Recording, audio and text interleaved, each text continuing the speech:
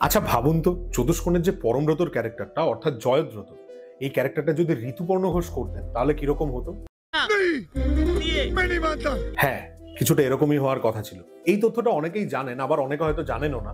তবে চতুষ্কোণ যেহেতু আমার খুব ফেভারিট একটা ছবি এবং সৃজিতদার অজস্র অজস্র ছবির ভিড়ের মধ্যেও এখনো অমলিন থাকতে পেরেছে, তাই ভাবলাম এটা থেকে একটা শর্টস হয়েই যাক। চতুষ্কোণের কাস্টিং প্রথমে ছিল একেবারেই আলাদা। চিরঞ্জিত চক্রবর্তীর যে দীপ্ত বলে ক্যারেক্টারটা, সেটা করার কথা ছিল অঞ্জন দত্তের, এবং অঞ্জন দত্ত সেটা লাস্ট মোমেন্টে ক্যান্সেল করে দেয়। অন্যদিকে জয়দ্রতর যে ক্যারেক্টারটা, যেটা পরমব্রত প্লে করে, সেটা করার কথা ছিল ঋতুপর্ণ ঘোষের। জাস্ট ইমাজিন ওই ক্যারেক্টারটা যদি উনি করতেন তাহলে কিরকম হতো। ঋতুপর্ণ ঘোষের মৃত্যুর পরে সেই ক্যারেক্টারটা যায় কৌশিক গাঙ্গুলির কাছে।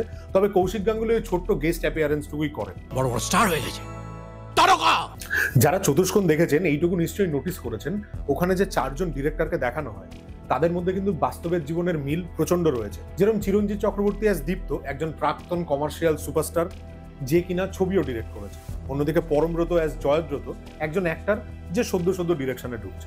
সত্যজিৎ রায়কে অ্যাসিস্ট করার পর রাস্তার মেয়ে পারুল বানিয়েছে বলে বউ হারালে বউ পাওয়া যায় রে, মা হারালে মা পাওয়া যায় না। বাট জয়দ্রত আর দীপ্তর রোলটা যদি ঋতুপর্ণ ঘোষ আর অঞ্জন দত্ত করতেন, তাহলে হয়তো তাদের ব্যক্তিগত সিনেমার দর্শন, লাইফের কিছু কথাবার্তা, এমনকি তাদের ছবির রেফারেন্স, লাইক অপর্ণা সেন এবং অঞ্জন দত্তের ছবি আছে যুগান্ত, ঋতুপর্ণর দহন, চোখের বালি, এই সমস্ত ছবির রেফারেন্স উঠে আসে। আর একবার খালি ভাবুন, চতুষ্কোণের লাস্টের ওই ক্লাইম্যাক্সে ঋতুপর্ণ ঘোষ রিভেঞ্জ মুডে সবাইকে গল্পটা শোনাচ্ছে, আর চিরসখা গান ধরলো আর দুম করে একটা গুলি বুকে এসে লাগলো।